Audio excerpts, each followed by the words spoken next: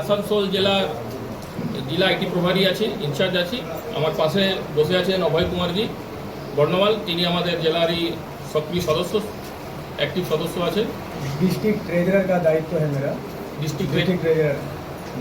এবারে আমাদের আজকে যে এটা আজকে যে আমাদের এই অনুষ্ঠানটা মানে রেখেছি প্রেস কনফারেন্সটা, তার কাজ এটা আছে। ভরসা যে শপথপত্রটা আমাদের বার হয়েছে আপনারা দেখছেন, যেটা অমিত শাহজি আমাদের গৃহমন্ত্রী বার করেছেন আগামী দুদিন আগে, সেটাই নিয়ে আজকে আমাদের এই প্রেস কনফারেন্স আছে।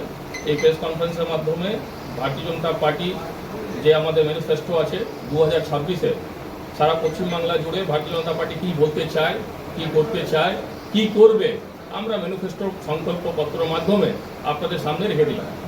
কেন কি মাননীয় গৃহমন্ত্রীজি যে কথা বলেন, ভারতীয় জনতা পার্টি যে কথা বলে সেটা করে, এটা আপনারা ভালো করে জানেন।